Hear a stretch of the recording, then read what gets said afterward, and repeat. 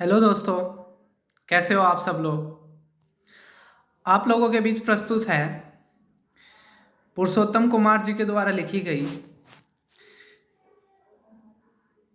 जिंदगी रेल सी किताब का विवेचन। पहले लेखक के बारे में बात करें तो लेखक पटना के रहने वाले हैं। इनका ग्रामीण परिवेश से इनका संबंध है और फिलहाल देहरादून में एक निजी विश्वविद्यालय में वास्तुकला में स्नातक कर रहे हैं। इतनी छोटी उम्र में लेखक ने इस लेखन की दुनिया में कदम रखा है और यह इनकी पहली पुस्तक है, जिंदगी रेल सी। लेखक के अनुसार लेखक का मानना है कि जिंदगी एक रेल की तरह है। जिंदगी में समस्याएं नहीं है, बल्कि समस्याओं में जिंदगी है। हमारे जीवन में एक समस्या आती रहती है, हम उसका समाधान खोजते हैं, तब तक दूसरी समस्या आ जाती है। लेखक का मानना है कि ये जिंदगी रेल सी है, जहाँ पिछले सवाल का जवाब मिलने से पहले एक नया सवाल सामने आ खड़ा होता है और इन्हीं सवालों का जवाब ढूंढते ढूंढते हम रेलगाड़ी की तरह अपने गंतव्य तक पहुंच जाते हैं और इस सफ़र का हमें पता भी नहीं चलता। अब शुरू करते हैं कहानी से। तो कहानी की शुरुआत होती है रघु, जो इस कहानी के मुख्य पात्र हैं। रघु बिहार के गांव के रहने वाले हैं और उनके पिताजी धनंजय काफ़ी विचारशील और बहुत ही अच्छे व्यक्ति है। धनंजय का सपना है कि अपने बेटे को अच्छे से पढ़ाए और उनका बच्चा इंजीनियर बने। इसी कश्मकश में धनंजय रघु की 10th होते ही उनको शहर भेज देते हैं कोचिंग के लिए। और यहाँ पर लेखक को अपने आईआईटी के एग्ज़ाम की 11th और 12th की पढ़ाई के साथ साथ अपनी आईआईटी की पढ़ाई भी यहीं पर ही करनी होती है। इसके लिए धनंजय जी अपने घर के पशु को बेच देते हैं।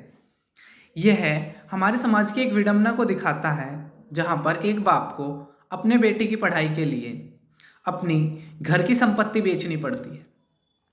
और धनंजय जी का मानना है कि अपने बेटे को पढ़ाना जरूर चाहिए, भले ही उसके लिए आपको कुछ भी दांव पर लगाना पड़े।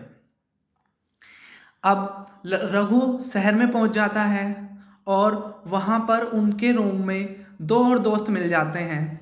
एक है गोविंद और एक है मनमोहन। दोनों की स्थिति भी सेम तरह की होती है और इस शहरी परिवेश में रघु और गोविंद को जो इंग्लिश में जो यहाँ पे कोचिंग होती है वो चीज़ें समझ नहीं आती है और दोनों कंफ्यूज हो जाते हैं। मनमोहन, जिसका इंग्लिश बैकग्राउंड था, वो कुछ हद तक ठीक तरीके से वहाँ की कोचिंग को पढ़ पाता है। लेखक एक बार जब क्लास के बाद बाहर निकलते हैं तो उनको लगता है कि शहर की सड़कें गैस स्टोव की तरह जल रही हैं। अब तीनों दोस्तों में अच्छी दोस्ती हो जाती है, साथ साथ वक्त बिताते हैं। यहीं पर रघु की दोस्ती अंजलि नामक एक लड़की से हो जाती है। अंजलि के रघु के जीवन में आने के बाद रघु की कुछ हद तक गोविंद और मनमोहन से दूरी हो जाती है। आगे इनका सफ़र संघर्षों भरा होता है। तीनों दोस्त अपने संघर्ष को साथ साथ साझा करते हैं। गोविंद के घर की आर्थिक स्थिति भी अच्छी नहीं होती है।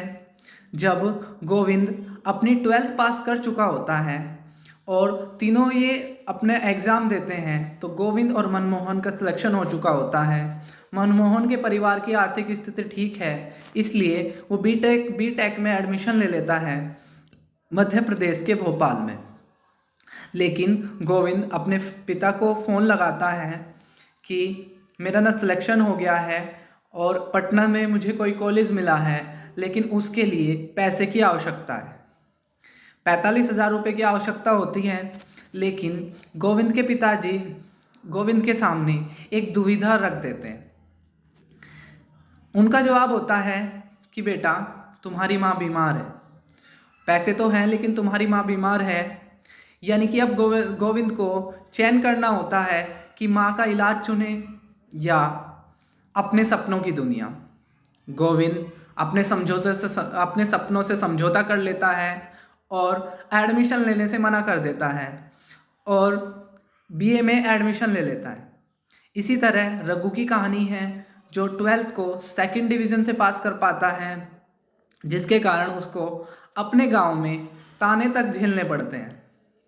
इसके रघु भी फिजिक्स केमिस्ट्री साइंस की दुनिया से बाहर निकलकर बीए में एडमिशन ले लेता है और दोनों कंपटीशन की तैयारी शुरू कर देते हैं। इसी बीच गांव में एक और रघु के परिवार का ही एक और लड़का रहता था, सतीश, जिसके पिताजी का नाम था सत्येंद्र।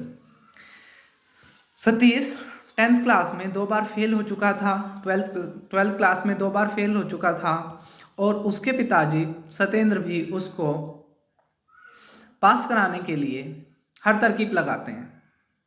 धनंजय जी उनको सलाह देते हैं कि भाई बेटे को पढ़ाना चाहिए, बेटे को ट्यूशन में डलवा दो ताकि आपका बच्चा 12th पास कर ले, क्योंकि किसी भी फॉर्म के लिए 12th ज़रूरी होती है। सतीश का ट्यूशन गांव के ही एक वृद्ध शिक्षक जो अभी रिटायर हो चुके हैं, कृपा शंकर जी के पास लेके जाते हैं। लेकिन यहाँ पर भी हमारे समाज का एक वो चरित्र उजागर होता है जहाँ पर गांव में कोई भी ट्यूशन नहीं पढ़ना चाहता है और आसपास के 20 किलोमीटर तक का सफ़र तय करके बच्चे ट्यूशन पढ़ते हैं। कृपा शंकर जी के पास भी सिर्फ 8-9 बच्चे आते हैं। उनका कहना है कि बाकी बच्चे शहर ट्यूशन के लिए जाते हैं और कृपा शंकर जी सतीश से 6 महीने की फ़ीस एक साथ लेते हैं। उनका कहना है कि अगर बच्चों से अगर एक महीने की फ़ीस ली जाए तो वो 1 या 2 महीना पढ़ते हैं और जिसका उनको नुकसान होता है। तो ये भी हमारे इन ट्यूटर की एक उस मानसिकता को दिखाता है जहाँ पर बच्चों पर प्रेशर डाला जाता है कि वो 6 महीने या 1 साल की फ़ीस एक साथ जमा करें। इसके लिए जो सतीश के पिताजी है सत्येंद्र, वो भी अपने फसल बेचकर उनके ट्यूशन की फ़ीस देते हैं। लेकिन इसी बीच में कृपा शंकर जी का कुछ दिनों के बाद देहांत हो जाता है और सतीश की पढ़ाई पूरी नहीं हो पाती है। इसी बीच में एक वैध रहस्य भी आता है। जिस प्रकार गोविंद को चयन करना पड़ा था अपनी माँ और अपनी पढ़ाई के बीच में, उसी प्रकार सतीश को भी एक चयन करना पड़ता है जहाँ पर उसे अपनी पढ़ाई और अपने खेत के बीच में एक को चुनना पड़ता है। होता ऐसा है कि लो लगने के कारण उनके पिताजी की तबीयत खराब हो जाती है और ख़राब तबीयत हो जाती है तो सतीश को मजबूरन अपने खेतों की देखरेख करनी होती है, क्योंकि ये फसल बुआई का समय होता है और अगर इस समय फसलों का ध्यान नहीं रखा गया तो पूरी फसल चौपट हो जाती। इसलिए सतीश 15 दिन तक कृपा शंकर जी के पास ट्यूशन पढ़ने नहीं जाता है। लेकिन 15 दिन के बाद सतीश को पता चलता है कि कृपा शंकर जी अब इस दुनिया में नहीं रहे और उनकी पढ़ाई रुक जाती है। लेकिन आखिरकार सतीश अपनी 12th पास कर लेता है। इसी बीच में इस कहानी में एक और किरदार है रामेश्वर जी। रामेश्वर जी गांव के काफ़ी अमीर व्यक्ति हैं और उनको एक लड़का स्टेशन पर मिल जाता है वेदराम नाम का। वो उसको अपने यहाँ पे नौकर की तरह रखते हैं, उससे भरसक कार्य कराते हैं। उसकी उम्र काफ़ी छोटी है और सिर्फ उसको 2 रोटी खाने के लिए दी जाती है। धनंजय को उस लड़के को देखकर कुछ संशय होता है। धनंजय जी जो रघु के पिताजी हैं, वो इसकी जानकारी निकालते हैं और उनको पता चलता है कि यह लड़का इस लड़के का इसके गांव से अपहरण हो गया था। इसको दिल्ली ले जाया गया था जहां पर इसको ड्रग्स लगाकर फैक्ट्रियों में काम कराया जाता था, जहां से यह भागकर रेलवे स्टेशन आया और रेलवे स्टेशन से रामेश्वर जी इसको अपने यहाँ पे लेके आ गए। धनंजय जी इस जांच पड़ताल के बाद काफ़ी प्रयास लगाकर इस लड़के के घर तक पहुँचते हैं और इसके पिताजी और भाई को लेकर आते हैं। लेकिन मीटिंग बैठती है चौकी में, पुलिस चौकी में, जहां पर पहचान करनी होती है पिता को अपने पुत्र की और पुत्र को अपने पिता की। तो ये जो लड़का है वेदराम जी, इसके पिता 5 लड़कों के बीच में से अपने लड़के को पहचान लेते हैं, लेकिन सभी लोग जब स्तंभ हो जाते हैं जब वह लड़का उनको पहचानने से मना कर देता है, क्योंकि उस लड़के को इतनी दारू पिला दी गई थी, इतना ड्रग्स पिला दिया गया था कि उसको पहले की बातें याद नहीं रहती थी। लेकिन अंत में वेदराम जो एक नौकर की तरह काम करता है, भागकर सतीश से मिलता है। सतीश उसको धनंजय जी के पास लेके आते हैं और वो रातों ही रात में उस लड़के को पहुंचा देते हैं उसके घर। धनंजय जी तो रेल में बैठकर उस वेदराम लड़के के साथ आ जाते हैं, लेकिन इसका खामियाजा भुगतना पड़ता है सतीश को। रामेश्वर सतीश की बहुत ज़्यादा पिटाई करता है और उसके हालत तक खराब हो जाती है। इसी बीच में जब ये लड़का अपने घर तक पहुंच चुका होता है, इसी बीच में रघु मोहन और जो मनमोहन थे उनकी पढ़ाई पूरी हो चुकी होती है और रघु और गोविंद दोबारा से अपने घर आ जाते हैं और अब वो घर से ही अपने कंपटीशन की तैयारी कर रहे होते हैं।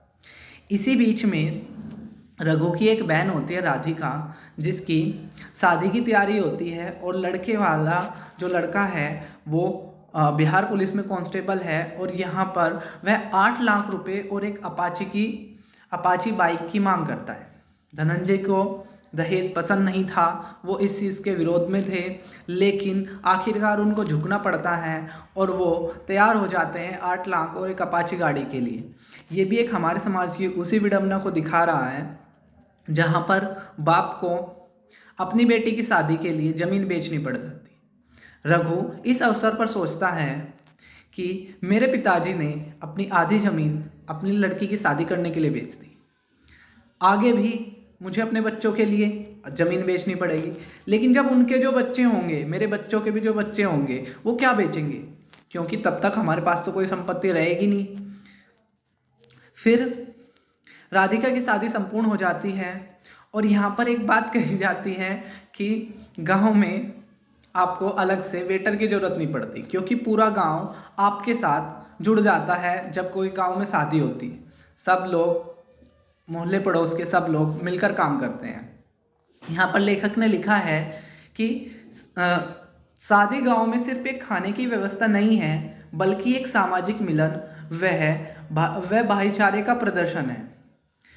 अब अंत में होता क्या है कि गोविंद, जिसके सपने टूट चुके थे पिता की आर्थिक स्थिति के कारण, उसको आर्मी में जाने का, फौज में जाने का सपना चढ़ जाता है और वह मेहनत कर देता है।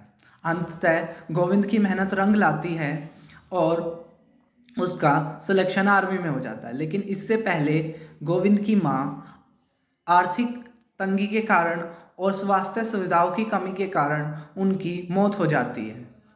जब गोविंद अपने पिता से पूछता है तो उसके पिता बोलते हैं कि शहर तक एम्बुलेंस में शहर तक आना पड़ा और इसी बीच में उन्होंने दम तोड़ दिया। ये भी एक हमारी उस स्वास्थ्य व्यवस्था को दिखाता है जहाँ पर ग्रामीण प्रदेश में ये सारी सुविधाएं उपलब्ध नहीं हैं और हर किसी को शहर तक आना पड़ता है। इस बीच में कई जिंदगियां अपना साथ छोड़ देती है। इसके बाद गोविंद का सिलेक्शन आर्मी में हो जाता है और रघु अभी भी संघर्ष कर रहा होता है कंपटीशन की दुनिया में।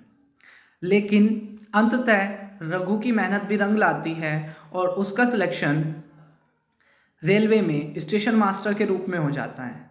तब रघु के पिताजी धनंजय जी कहते हैं कि हमारे घर की बत्ती भी जल गई। इस पर रघु का सिलेक्शन मुरादाबाद में के पास एक स्टेशन पर हो जाता है, स्टेशन मास्टर के रूप में, और वो छुट्टी के लिए आते हैं। तभी रघु एक अखबार पढ़ते हैं और उस अखबार की खबर को सुनकर सन्न रह जाते हैं, क्योंकि खबर में था कि गोविंद एक आतंकी हमले में मारा गया। रघु इस खबर को सुनकर बड़े उदास हो जाते हैं।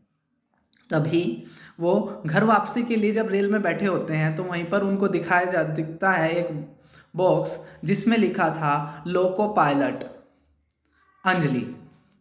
इसे देखकर रघु को अपने पुराने दिन याद आ जाते हैं, जहाँ पर कोचिंग के समय पर उसकी दोस्ती अंजलि से हुई थी और जिससे 12वीं के बाद उसका कोई संपर्क नहीं हो पा रहा था। इस अवसर पर इस कहानी के अंत में यही घटना है जिसको सोचकर लेखक बोलता है कि हमारी ज़िंदगी एक रेल सी है, जहाँ पिछले सवाल का जवाब मिलने से पहले सामने एक नया सवाल खड़ा होता है और इन्हीं सवाल का जवाब ढूंढते ढूंढते रेलगाड़ी गंतव्य तक पहुंच जाती है और हमें पता भी नहीं चलता। तो इस प्रकार थी ये कहानी ज़िंदगी रेल सी। आप कमेंट बॉक्स में लिखकर बताएं आपको ये कैसी लगी, और अगर आपको इस पुस्तक को पढ़ने का मन है तो आप इसको जल्द से जल्द खरीद कर पढ़ें और इस चैनल को सब्सक्राइब जरूर करें। धन्यवाद। जय हिंद, जय भारत। फिर मिलेंगे एक नई बुक रिव्यू के साथ।